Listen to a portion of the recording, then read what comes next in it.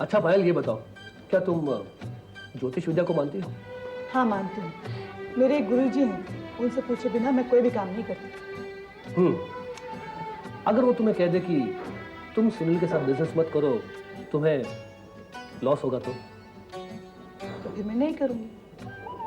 कमाल है पायल, तुम्हारे जैसी पढ़ी लिखी लड़की ऐसा सोचती है? मैं नहीं मानता ऐसा। नहीं नहीं सुनील, ज्योतिष विद्या होती है और वो भी सच्ची होती है। पता है, मेरे गुरुजी ने मुझे बताया था कि मेरी शादी 20 साल में होगी, और वैसे ही हुआ। उन्होंने मेरे हस्बैंड के बारे में सब बताया था और वो वैसे ही निकले। तुम्हें शायद यकीन नहीं आएगा, लेकिन उन्होंने हमारे खानदान की बर्बादी, मनोहर भैया, नीना भाभी, पूजा की डेथ के बारे में इशारा दिया था, लेकिन हम लोग समझे नहीं। ठीक है बाबा, अगर तुम्हें विश्वास करना है तो करो। पायल, तुम मुझे ये बताओ कि तुमने बिजनेस के बारे में क्या फैसला किया है? मैंने ये फैसला किया है कि हम लोग बिजनेस शुरू कर देंगे। सच? तो सबसे पहले मैं ऑफिस ले लेता हूँ, उसके बाद मेरे जितने हिंदुस्तान के बाहर दोस्त हैं उन्हें इन्फॉर्म कर देता हूँ कि हम बिजनेस शुरू करने जा रहे हैं। फिर तुम देखना हमें कितनी जल्दी ऑर्डर्स मिलते हैं। पायल, मैं ये सोच रहा था कि फाइनेंशियल मैटर्स तो मैं संभाल ही लूंगा, लेकिन तुम्हें इस बिजनेस के लिए बहुत ज्यादा मेहनत करनी होगी और वक्त भी ज्यादा देना होगा। बस तुम अपनी क्रिएटिविटी ऐसी दिखाओ कि जल्द से जल्द हमारी तरक्की हो। लेकिन सुनील, तुम्हें मुझ पर विश्वास तो है ना? अरे है, इसलिए तो तुम्हारे साथ बिजनेस कर रहा हूं। सुनील, मैंने पहले इनकार किया था, उसके पीछे रीजंस थे, लेकिन अब मैं अपने आप को पूरी तरह से काम में जुटा देना चाहती हूँ। काम करूँगी, बिजनेस करूँगी, घर से निकलूँगी तो टेंशनें भी कम रहेंगी और मेरे मन में शांति भी रहेगी। मुझे तुमसे यही उम्मीद थी। पायल, अब बताओ क्या लोगी तुम? कुछ भी नहीं, बस ये कोल्ड ड्रिंक खत्म करूँगी और घर भागूंगी। लो, कोल्ड ड्रिंक पीकर काम चला लोगी? अरे भाई, डिनर का टाइम है तो अच्छा सा डिनर कर लेते हैं। नहीं नहीं, घर पे वो लोग मेरा इंतजार कर रहे होंगे, हम लोग खाना साथ मिलकर खाते हैं। पायल, ये लो मेरा मोबाइल, दो, उन्हें फोन करके खबर कर दो। फोन करना ठीक नहीं लगेगा सुनील। पायल, तुम ये सोच लो कि आज से हमारी बिजनेस की शुरुआत हो गई और मैं तुम्हें ऑर्डर करता हूँ कि तुम्हें मेरे साथ डिनर करना होगा, और तुम कल से ब्रेकफास्ट, लंच, डिनर सब कुछ भूल जाओ और घर वालों को इन्फॉर्म कर दो कि वो तुम्हारा इंतजार ना करें। पायल, फर्ज करो कि कल हमारी मीटिंग होगी, किसी क्लाइंट के साथ में हमें डिनर करना होगा, तो क्या तुम वो डिनर छोड़कर घर चली जाओगी? नहीं, उस वक्त नहीं जाऊंगी। ठीक है, तो तुम ये सोच लो कि आज हमारी बिजनेस की मीटिंग है और तुम्हें डिनर करना होगा। ऑलराइट? वेड़ा। Good evening sir. Good evening madam. Good evening. लो पायल, जो तुम्हें मंगवाना है मंगवा लो। नहीं सुनील, जो तुम्हें मंगवाना है वो मंगवा लो, उसमें से मैं भी खा लूंगी। पक्का? पक्का। ठीक है मैडम, तुम्हारे पास जो भी अच्छा खाने को है वो सब ले आओ। Okay sir. सब? हाँ भाई, जो तुम्हें अच्छा लगेगा वो खा लेना, जो नहीं अच्छा लगेगा छोड़ देना। तुम्हारी कॉलेज की आदत अभी तक नहीं गई, वैसे के वैसे ही हो। यस मैम, और वैसा का वैसा ही रहूंगा। Always at your service. Payal कहाँ रह गई? इतनी रात हो गई है, अभी तक नहीं आई। मेरी भी समझ में नहीं आ रहा। पायल इतनी देर तक कभी बाहर रही नहीं। बिजनेस के सिलसिले में गई थी ना, बिजनेस मीटिंग में फंस गई होगी। आज उसकी सुनील के साथ मीटिंग थी ना। सुमित, तुम्हें तो बस बाल की खाल निकालने का मौका मिलना चाहिए। हरी बाबा आ जाएगी, इसमें इतना परेशान होने की क्या बात है? उसे सोचना चाहिए ना कि हम लोग खाने पे इंतजार कर रहे हैं। फोन करके कह देती कि आप लोग खाना खा लें।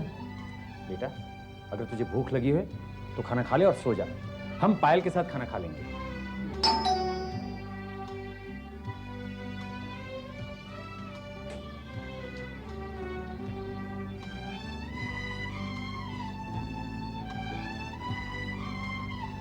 पायल बेटी, कहाँ रह गई थी? बाबूजी, आज मेरे बिजनेस की शुरुआत थी ना, इसलिए गुरुजी के पास चली गई थी। फिर सुनील के साथ मीटिंग थी जिसमें ना चाहते हुए भी देर हो गई। चलो ठीक है, कोई बात नहीं। तुम फ्रेश हो जाओ, मैं खाना लगाती हूँ। नहीं नहीं, ये तो खाना खाकर आई होगी, है ना? क्यों पायल? सुमित चुप बैठ। पायल, क्या तू खाना खा के आई है? चुप क्यों? बता दो सच क्या? हाँ दीदी, मैं खाना खाकर आई हूँ। सोचा था घर आकर आप लोगों के साथ भी थोड़ा खा लूँगी, इसलिए फ़ोन नहीं किया। लेकिन जब आप लोग पूछ रहे हैं तो मैं झूठ नहीं कहूँगी। देखा, हम इंतजार कर रहे हैं मोहतरमा का, और ये खाना खाकर आई है। आप लोग बहुत तरफदारी कर रहे हैं ना इसकी। मैं क्या करती, सुनील ने ज़बरदस्ती की तो खाना पड़ा। दीदी, भैया, बाबूजी, आई एम सॉरी। खा लिया सो खा लिया, जाओ बेटा, जाकर आराम करो। बाबूजी, आप लोगों की वजह से ये सर पर चढ़ जाएगी। बस बस बस बस, तू घर में सबसे छोटा है, बड़े भी हैं घर में, मैं हूं, माँ है। बहुओं के साथ कैसे बर्ताव करना चाहिए, बहुओं को कैसे रखना चाहिए, हमें अच्छी तरह पता है। तू सिर्फ पति होने का फर्ज निभा। बेवकूफ कहीं का।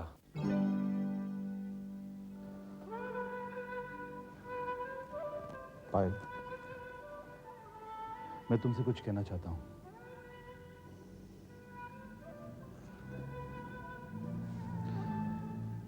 पति पत्नी का रिश्ता बहुत नाजुक होता है।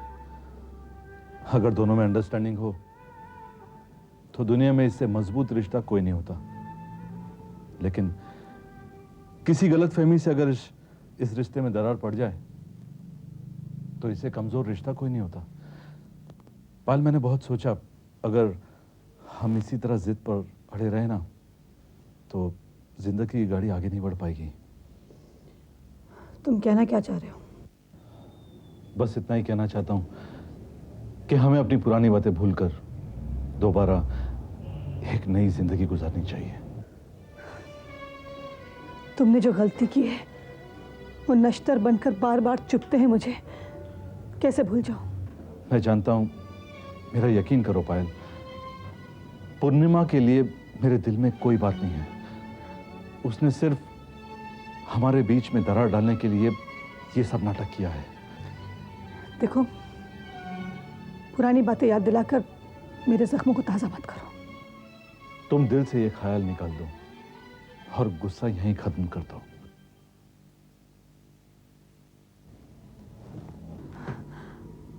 मत छू मुझे। क्यों? क्या हुआ पायल? मैं तुम्हारा पति हूं, मेरा तुम पर पूरा अधिकार है।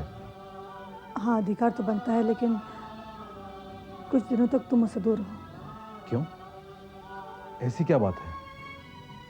वो मेरे गुरुजी आए थे, उन्होंने कहा कि मुझे 6 महीने तक अपने पति से दूर रहना होगा।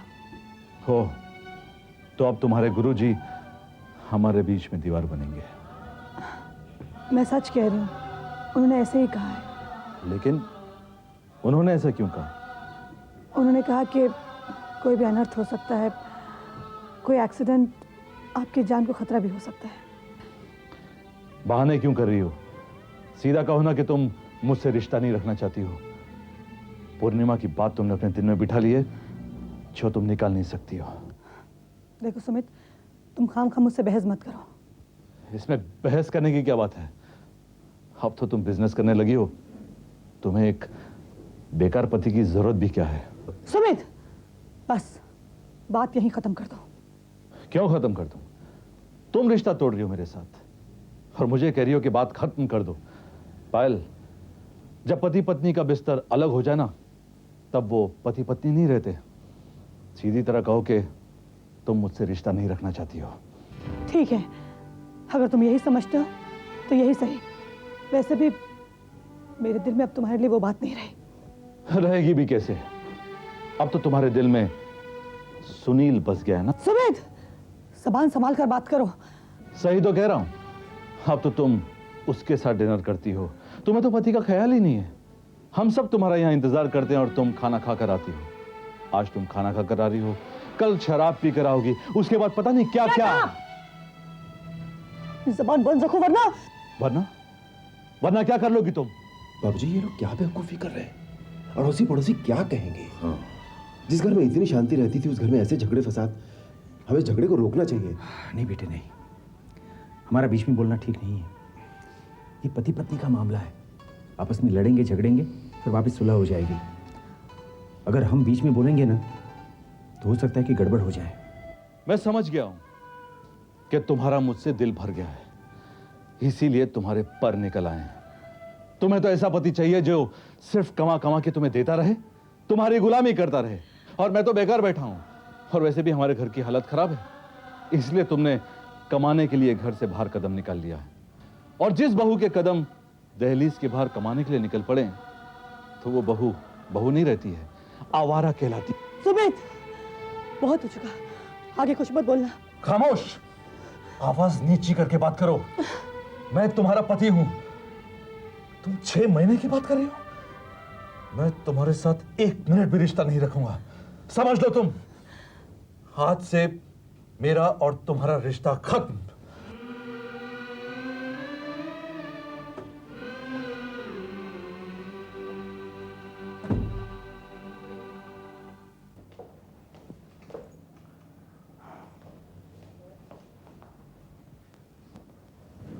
पायल, अभी तक ऐसी बैठी है? कल रात की बात को अभी तक नहीं भूली? भूल जाना। तुम्हें याद नहीं क्या पायल, सदियों से ये कहा जाता है कि पति भगवान होता है। भाभी, ये सब पुराने ज़माने की बातें हैं, मैं इनमें विश्वास नहीं करती। मान लिया पायल कि ये पुराने ज़माने की बातें हैं, लेकिन क्या शादी का रिश्ता भी तो बहुत पुराना नहीं, सदियों से चलता आ रहा है। अब वक्त के साथ साथ रिश्ते में तब्दीलियाँ ज़रूर आई हैं, लेकिन इसका मतलब ये तो नहीं कि पति पत्नी सिर्फ बैठकर झगड़ते रहे। उसके लिए पति को तो भी ऐसा होना चाहिए। आपने सुना नहीं कल रात को सुमित ने मुझे क्या क्या कहा? हाँ पायल, मैं मानती हूँ उससे गलती हुई, लेकिन मैंने कहा नहीं, ये रिश्ता ही ऐसा होता है, बहुत घना होता है, बहुत गहरा होता है, इसमें कई गुत्थियाँ होती हैं, उन्हें दोनों ने साथ साथ मिलकर सुलझाना चाहिए। जब पति गुस्सा होता है ना तो पत्नी को उस वक्त चुप बैठना चाहिए और बाद में प्यार से मनाना चाहिए। लेकिन भाभी, देखो मेरी बात को पूरा होने दो। मैंने कहा ना तुमसे इस बात को भूल जाओ। भाभी, कल सुमित ने मुझ पर इल्ज़ाम लगाने की कोशिश की, इसलिए मैं अपने गुस्से पर काबू नहीं रख पाई। अब शांत हो जाओ। आइंदा कभी इस तरह से किसी भी बात को लंबा नहीं बढ़ाना। जाओ सुमित के साथ प्यार से बात करो।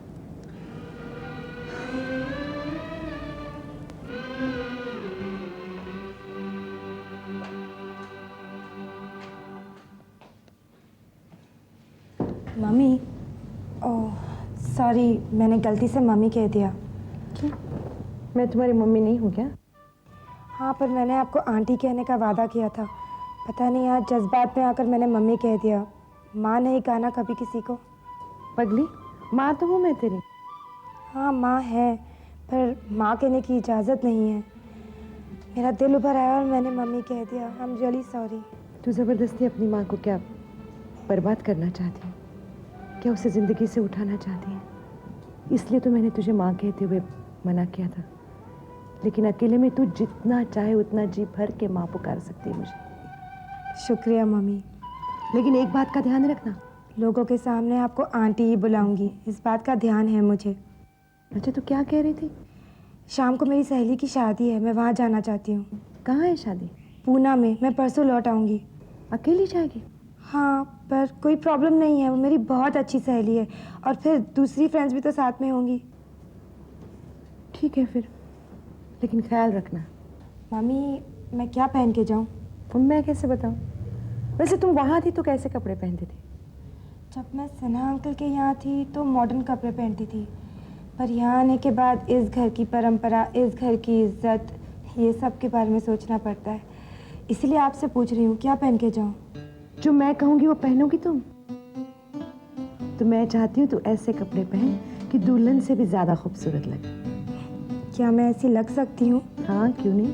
अब तुम्हारी माँ तुम्हारे साथ है ना, ऐसा सजाऊंगी तुझे कि रानी लगेगी मेरी बिटिया। देवयानी, ओ देवयानी,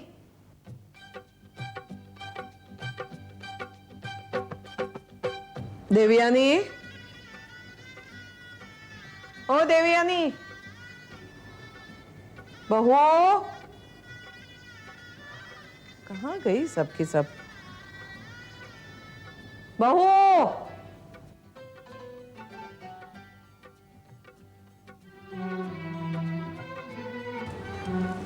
भाभी, हाँ, दादी माँ कब से आपको आवाज़ें दे रही हैं? अच्छा, मैंने सुना ही नहीं।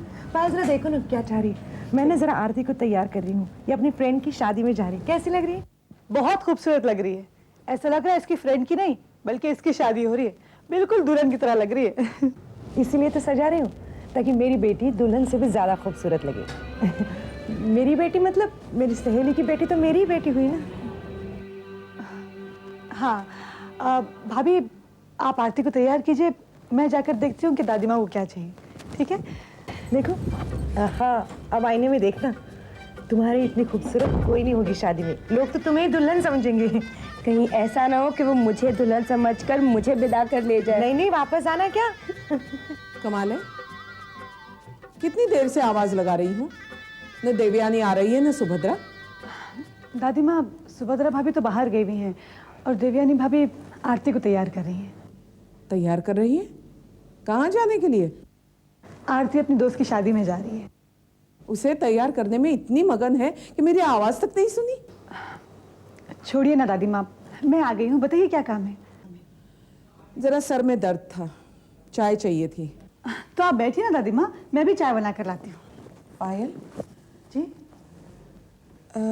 तुम्हें नहीं लगता देवयानी को आरती से जरा ज्यादा ही लगाव हो गया है? नहीं, ऐसा तो नहीं लग रहा। शायद इसलिए दादी माँ क्योंकि उस बेचारी का इस दुनिया में कोई नहीं रहा। मुझे अच्छा नहीं लग रहा। दादी माँ, अब देवयानी भाभी के बारे में भी तो सोचिए, बेचारी कितनी दुखी हैं। एक बेटी तो इस दुनिया में नहीं रही और दूसरी बेटी आउट ऑफ इंडिया गई हुई है। हो सकता है वो आरती में अपनी बेटियों को ढूंढ रही हो, इसलिए अपना सारा प्यार उस पर निछावर कर रही हैं। फिर भी किसी गैर को इतना करीब लाना अच्छा नहीं। दादी माँ, आप क्यों ये छोटी छोटी बातें सोच रही हैं? आप बैठिए, मैं आपके लिए चाय लेकर आती हूँ। ठीक है?